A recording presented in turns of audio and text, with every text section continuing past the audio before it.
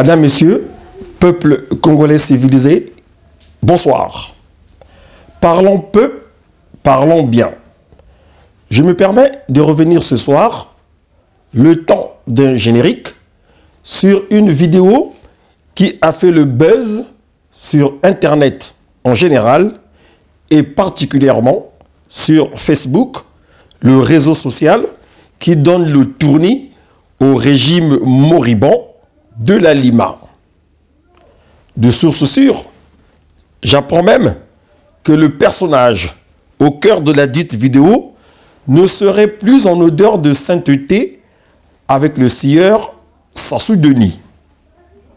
Ici, il s'est de souligner que contrairement à la pâle vidéo brandie bizarrement par les turéféraires sassouistes pour coller au pilori un cadre militaire exemplaire, le général Jean-Marie Michel Mokoko, la vidéo dont il est question ce soir, dans cette édition spéciale de Titi Mag News, est une perle. Son contenu est d'une saveur très particulière. Les œnologues se seraient précipités de reconnaître que c'est un bon cru. Chapitre 1. Le commandant Marien Ngouabi fut un homme d'État qui a marqué les esprits tant de la jeunesse congolaise que de la jeunesse africaine. Parler de lui, de son parcours, de sa vision politique et ou sociétale n'a rien de préjudiciable ni de scandaleux.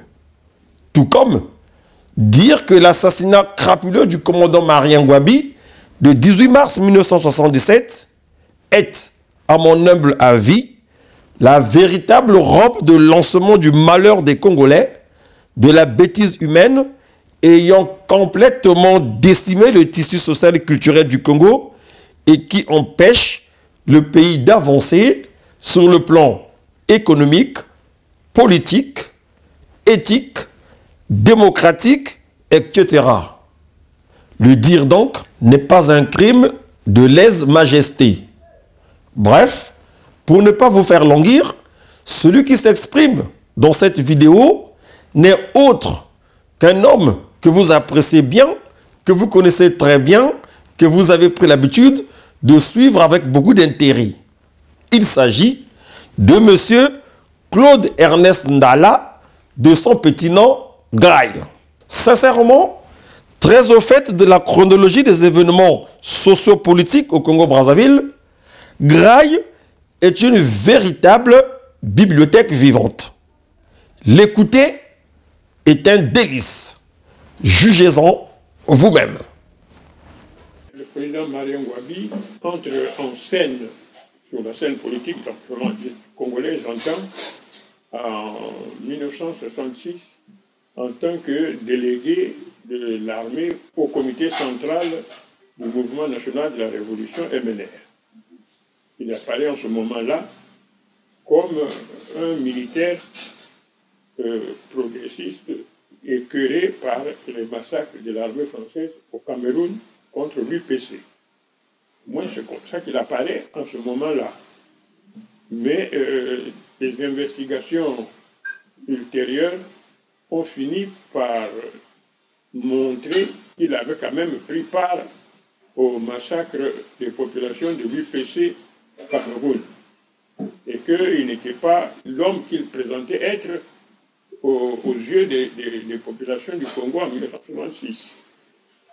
Mais cependant, Marien Ngouabi a adhéré au socialisme scientifique, vu les succès de l'Union soviétique, et pour lui, le socialisme scientifique était une arme pour rattraper le retard économique. Mais dans le Congo post-colonial, le Sud était un peu plus développé que le Nord.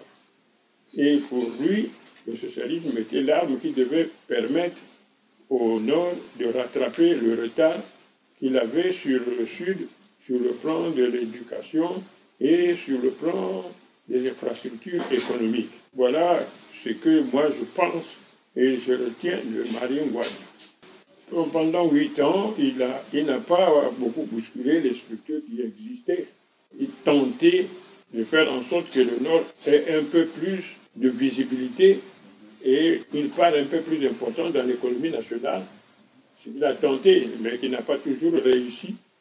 Cependant, il avait au moins le mérite, à chaque fois qu'il ne réussissait pas à faire aboutir une idée, de se remettre en cause et de repartir du bon pied. Donc ça, au moins, on doit y reconnaître cette vérité et cette capacité de se mettre en cause et de se transcender. Est-ce que ça veut dire aussi qu'il a un peu négligé le Sud? Non, il n'a pas négligé, mais il a voulu se servir de la théorie socialisme scientifique, vu le succès de l'Union soviétique, pour essayer de faire en sorte que, sans négliger le développement de ce qui existait déjà, faire en sorte que le Nord rattrape le retard qu'il avait sur le Sud, sur le plan de l'éducation, sur le plan des infrastructures. Il a tenté, mais lui, il faisait de bonne foi, mais derrière lui, il y avait un lobby qui était en train de se saisir de ses idées et de ses succès pour enclencher une autre dynamique. La dynamique de ce que Diawara appelait l'opimétrie, l'oligarchie bureaucratique, militariste et tribaliste. Et qu'aujourd'hui, ce à quoi nous assistons, c'est un peu le stade suprême de cette oligarchie qui ne peut plus aller au-delà. Parce qu'aller au-delà, c'est tout briser. Même des voix se font discordantes au sein de cette oligarchie. Et qu'il y en a qui décident, qui comprennent qu'on ne peut pas, en continuant dans cette voie, réussir à bâtir une nation. L'élimination de Ngouabi et Massamba Deba, c'est un élément fondateur qui a conditionné les 30 années qu'on suivi. Mais l'élimination de Massamba Deba et d'autres, la suite vient parce que parmi les vainqueurs, c'est-à-dire ceux qui ont fait le coup, c'est un groupe. Mais ce groupe-là commence aussi à connaître des fissures. Oui, par exemple, les Kunzu. Il était bien dans ce groupe-là. Mais aujourd'hui, les Kunzu, c'est une épave. Les Kunzu, c'est une épave. Et la suite, le bras armé qui était le général Adoua a été éliminé, empoisonné. Le général Avoukou a été aussi empoisonné. Au fur et à mesure qu'ils avancent, les éléments qui commencent à faire leur repentir, ils les éliminent de peur qu'ils ne parlent. C'est un système mafieux, en fait. Un système mafieux, et en même temps, ça crée au niveau des populations des pans entiers qui ne suivent plus. Parce que Adoua avait ses partisans aussi, ses parents. Mais quand on élimine, en même temps, on élimine les parents. Donc aujourd'hui, à beaucoup, tous les gens qui étaient dans l'affaire du biche, qui commençaient à se repentir, ils avaient peur qu'ils ne puissent parler et dire la vérité. On les a éliminés. Le dernier, c'est Nchourou. On va faire un petit retour en arrière. En fait, ce pouvoir, il s'est progressivement mis en place à partir de 1979, cette oligarchie. Cette oligarchie s'est mise en place bien avant 1979. Mais elle était là, on peut dire, larvée. Et elle a levé la tête pour s'affirmer ouvertement à partir de 1977-1978. Alors, est-il vrai que Marien Ngouabi avait pour projet de rendre le pouvoir aussi vite? Effectivement, Marien Ngouabi voulait rendre le pouvoir à Massamba Deba. Et c'est la raison pour laquelle ceux qui, derrière lui, travaillaient déjà à mettre en place cette oligarchie-là, non seulement ils ont tué Massamba Deba, mais ils ont tué aussi Ngouabi. Donc les deux événements sont liés. C'est la face et le revers de la médaille. Marien Ngouabi sont toujours au pouvoir aujourd'hui. Oui, c'est incontestable. Le cardinal vous avez un souvenir particulier, vous gardez des doutes? Non, moi je n'ai pas un souvenir particulier parce que je ne l'ai pas connu. Et je sais que c'est un homme d'église qui a été fait cardinal parce que la pression des éléments marxistes était très forte dans les années 68, 69, 70. Il a été fait cardinal en 1970. Et qu'à cause de cette poussée des éléments marxistes, et justement, comme les éléments qui l'ont tué, c'est des éléments qui se paraient du manteau communiste, mais qui étaient en réalité des idéalistes et des fétichistes, ils ont pensé que le cardinal avait un grand pouvoir mystique dont il voulait s'emparer. Et comme ils n'ont pas pu s'en emparer, ils l'ont liquidé purement et simplement. Est-ce que ceux qui ont tué Marien Ngouabi, ce sont les mêmes qui ont tué le cardinal? En idée, oui, c'est les mêmes. Physiquement, je ne peux pas dire que c'est les mêmes, mais dans la pensée dans l'idéologie et dans la manière de faire les mêmes qui ont tué Massamba Deba et le cardinal. Chapitre 2.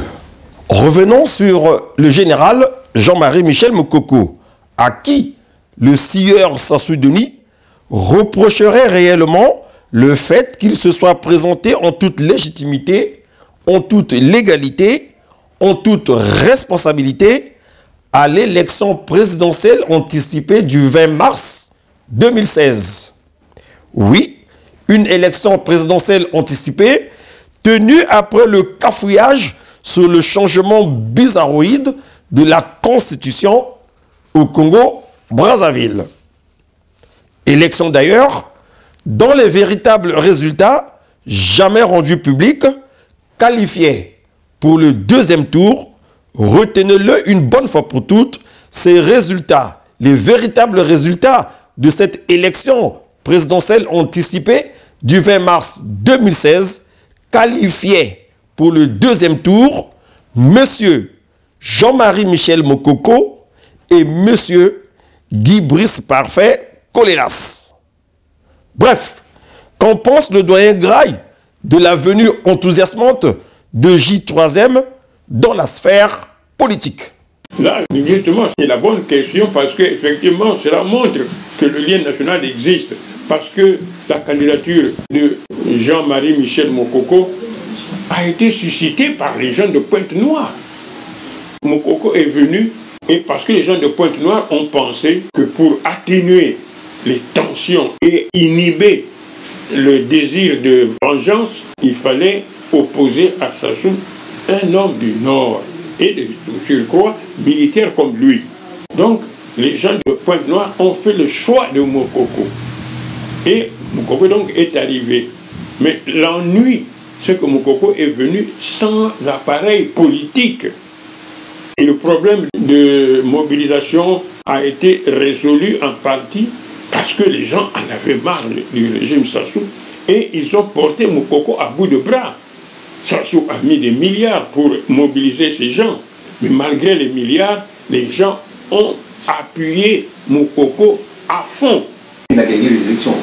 Mokoko, avec Guy Brice Parfait Colélas, ils ont battu Sassou de loin. Ils ont battu Sassou de loin. Le fait que les gens de Pointe-Noire aient réfléchi en mettant un homme du Nord, militaire, contre Sassou, il gagne, ça va apaiser un peu les passions et ça va permettre de lier davantage les Congolais entre eux, parce que là, on va détruire le système Sassou et ses prédateurs. Donc ça veut dire que l'élan national existe. Aujourd'hui, Gérald Mokoko est en prison. Est-ce que vous croyez qu'il a encore un avenir politique? Bon, mais je ne suis pas sorcier pour deviner ce qui adviendra demain, mais ce qui est sûr, c'est au moins le général Mokoko, qui avait une true bleue de Sassou, en est guéri. Et aujourd'hui, il s'est endurci considérablement. Et aujourd'hui, John est un combattant. Ce n'est plus la mauviette qui jouait au coup d'État dans les beaux quartiers. Non, aujourd'hui, c'est vraiment quelqu'un qui est trempé dans la lutte.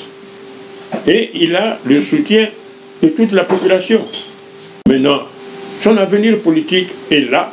Il ne faudrait pas que le système le broie, mais je pense que le système ne pourra pas le broyer. Lui, il connaît moins de choses qu'un Sourou, mais il a plus de capacité de mobilisation sur son nom.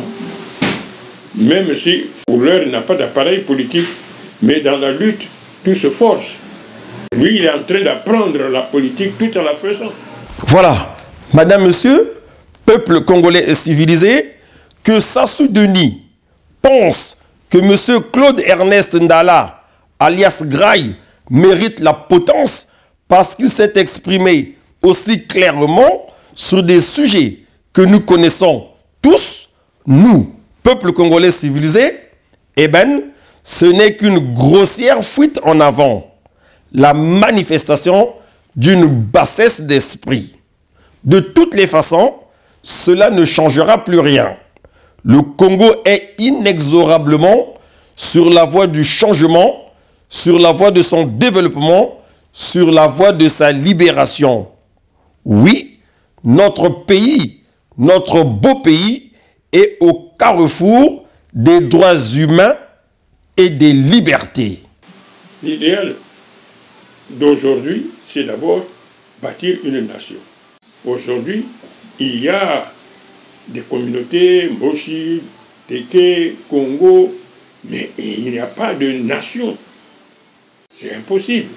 Donc il faut d'abord résoudre le problème de la nation au Congo et de son unité, mais aussi le problème de la démocratie, parce que la démocratie seule permet à tout le monde de participer à l'œuvre. Mais une nation démocratique, une nation où chacun aura un mot à dire et où tous auront des chances égales d'accéder non seulement au pouvoir, mais au pouvoir d'achat. Comment est-ce que c'est possible ça? Mais ça peut advenir à condition que les gens luttent, que les gens ne soient pas résignés. La résignation qu'on nous prêche là n'a pas lieu. Mais si les gens acceptent de se révolter, parce que Mao a dit il est juste de se révolter. Quand il y a trop d'injustice, il faut se révolter. Mais se révolter, c'est d'abord refuser le statu quo et refuser que les prédateurs continuent à piller les richesses nationales. C'est refuser de s'abriter, de se replier sur un communautarisme de mauvaise aloi. Mais se révolter, c'est refuser la résignation. Et les possibilités de lutte existent pour que tout le monde puisse avoir accès aussi bien à l'éducation, à la santé et à un toit décent. Les possibilités de lutte existent, mais il faut qu'il y ait des acteurs. Les acteurs potentiels existent. Pour l'heure, il manque des dirigeants susceptibles et capables de soulever le manteau qui pèse sur les populations et de briser la langue de bois. La langue de bois, c'est quoi? Mais c'est le fait de savoir que ça va mal, mais de dire que ça va bien. Et tant que les gens vont utiliser la langue de bois, ça sera pas possible de voir la réalité en face.